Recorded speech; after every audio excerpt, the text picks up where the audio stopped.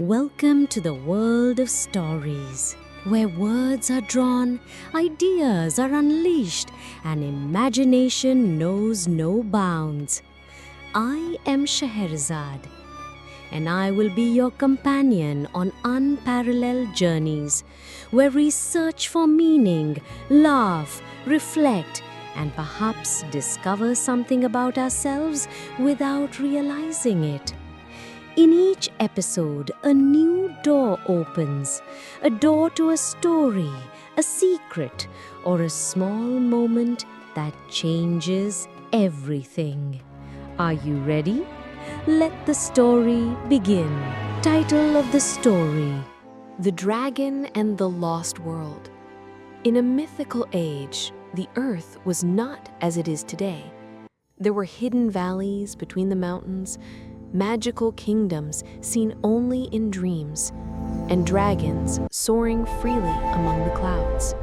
In one of these hidden valleys, the morning sun glided over the shell of a huge golden egg hidden among the tall grasses. With the first ray of light, the egg cracked open, and a young dragon emerged, whom they named Azir. Azir was unlike any other dragon. His tiny body was covered in scales that shimmered like pearls of dawn, and in his eyes glistened with endless questions. He wanted to know everything, and the first thing he looked at was his wings, where he found ancient inscriptions whose meanings he did not understand. Azir grew up in the arms of his kind mother and his strong father. Dragons had their own traditions of teaching their offspring how to fire, how to protect their lair under tall trees, and how to catch the breeze atop the mountains. But with all this love and warmth,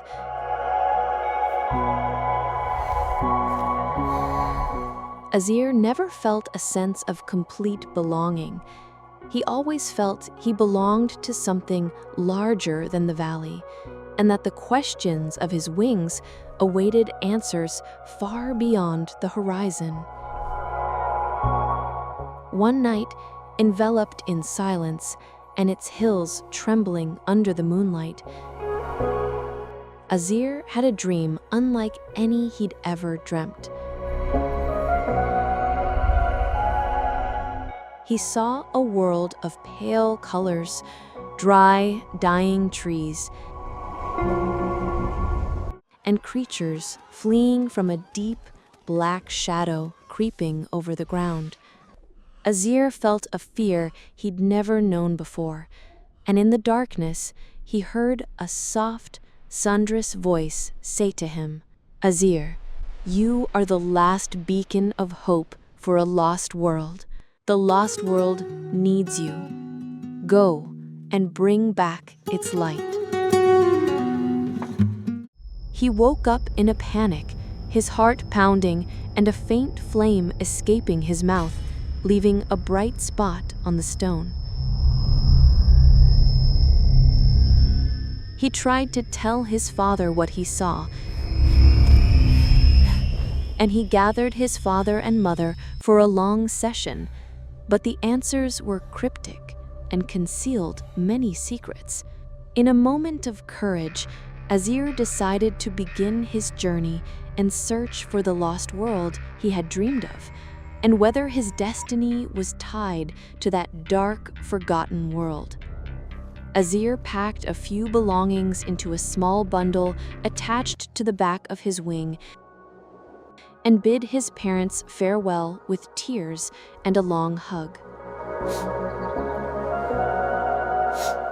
His mother said to him quietly, "My dear son, your destiny is greater than to remain here. You will learn to search, to confront, and to love. Search for the answers in the inscriptions. We are part of a story greater than we can imagine." Azir flew away with his small wings early in the morning, his family's farewell ringing in his heart. For the first time, he felt the wind carrying him into the unknown, but inside there was a warmth from the dream, and a seed of courage began to grow. On the way through the mountains and rivers, Azir faced the danger of strong winds and strange birds of prey. One stormy day, however, he encountered a strange creature, Numa. It was a giant butterfly with translucent wings that shimmered in all the colors of the rainbow, emitting a warm aura around it. It was stuck on a high branch, moaning softly. Azir landed carefully and used a small torch to free the branch. Numa thanked him softly, saying, "Thank you, friend. You carry a light within you that has yet to shine. I have something I can help you with. Stay with me, and I will guide you." Numa became the first friend on Azir's journey, a kindred spirit for all his fears. She taught him how to control his flames, how to breathe deeply to make the flames emanate as strong or as quiet as he needed, and how to listen to the whispers of the forest and the secrets of the wind. As their journey continued, they passed through dense forests and sluggish valleys until they encountered a rare bird with brilliant blue feathers, capable of seeing light in the pitch-black darkness. Misar quickly joined the team, serving as a guide through the darkest nights. Then they encountered a human girl called Sirin, daughter of a moon spirit, who could communicate with spirits and hear messages from the river and stones. Although this seemed strange to Azir, Sirin's presence became essential to discovering that the world was larger, deeper, and more mysterious than he had imagined. Each member of this integrated team brought Azir knowledge, strength, and hope to unlock the secret of the inscriptions and cross over to the lost world. Months and years passed, and throughout these events, Azir grew and matured. At first he was small, vulnerable to the greater forces he faced. But with every ordeal and every challenge, his muscles strengthened, his wings grew stronger, and his eyes sparkled.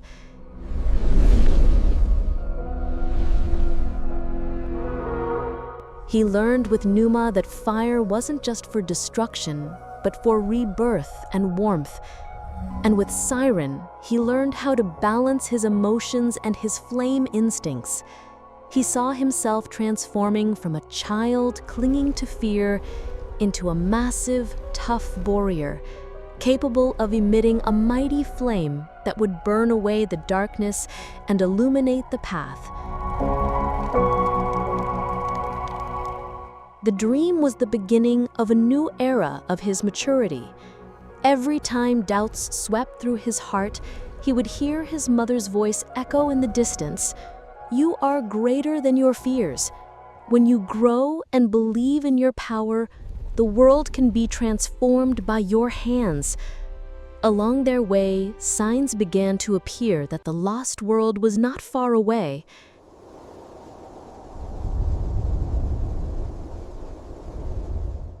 Half-dead plants, stagnant streams, a sky that had lost its color. Thick black clouds signaled their approach to the source of the darkness. The friends faced the shadow creatures, formless beings who attacked relentlessly. Azir used his fiery breath to his advantage. While around him, the light of Numa dispersed the darkness. Miser's voice warned them of every danger, while Sirin whispered ancient words to bring back the lost souls. Each battle strengthened Azir's strength, brought him closer to the truth of his role, and revealed new meanings to the inscriptions on his wings. Eventually, they learned that the lost world was imprisoned under the control of Molor, a massive being of darkness who had crossed from another world at the moment the great dam collapsed, swallowing up the light and gathering the fragments of life into the valley of darkness. Through a mysterious vision, Azir discovered that Molor was the embodiment of an ancient fragment of dragonfire, oppressed and rejected for centuries, his hatred transformed into a dark energy that consumed the lost world. A conflict raged in Azir's mind over the meaning of good and evil. He no longer saw Molor as merely an enemy, but as a part of a greater tragedy related to the history of dragons and their mismanaged fire. Azir had to grow even more to confront Molor. As they finally approached the borders of the doomed world, he endured a terrible ordeal. At the gate of oblivion, he nearly lost Numa in the spirit storm. But he unleashed his most powerful fire and saved her. Only then did his body suddenly grow, and the ecstasy of flame erupted from his chest and heart. He grew exponentially, his wings as wide as the valley's horizon, his voice like thunder. He was no longer a young dragon, but now a leader capable of setting the sky ablaze and calling out to all the oppressed, "I have returned, and this light belongs to us all." Azir stood before the gates of the dark world with Numa, Misar, and Sirin at his side. Molor's eyes burned darkly, his voice as cold as a deadly winter wind. The fight began, and Azir used his great fire and the powers he had gained from his journey. His wings beat with all their might, his breath ignited the mist.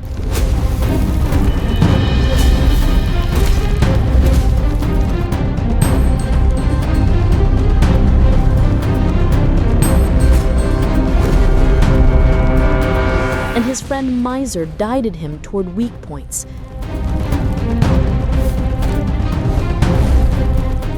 Numa radiated light around them, drawing the dark flames from the earth. And Sirin called upon the ancient spirits to stand by their side. With each wave of fire, each ray, a portion of the wall of darkness crumbled. But the defining moment came when Azir and Molor met, and they both understood that the solution lay not in total destruction, but in balance, transforming hatred into life force. Azir shouted to Molor, "Fire is not for darkness, but for light. Sin is not eternal. Restore the light." A great spark erupted, and the darkness gradually turned to a warm light that flooded the land, and life returned to the trees and rivers. As the sun rose on the new day, the lost world was coming back to life. Birds sang,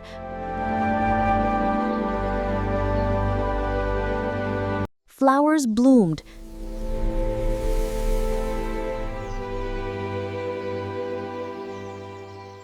and the earth once again emitted waves of warmth, teeming with life. The creatures stood watching Azir cast off his cloak of smallness and fear and donned the robes of hope and courage. Ancient dragons and the spirits of the lost world knelt before him, proclaiming the beginning of a new era led by a dragon who carried within his heart the awareness of fire and the tenderness of his soul. And so our story ends. But stories never end. They live on in the hearts of those who love to listen and are adept at imagining. Thank you for joining me today. If you enjoyed the journey, take it with you and share it with those you love. We'll see you in a new episode with a new story. Until then, be kind, be curious, and don't stop asking questions. Goodbye.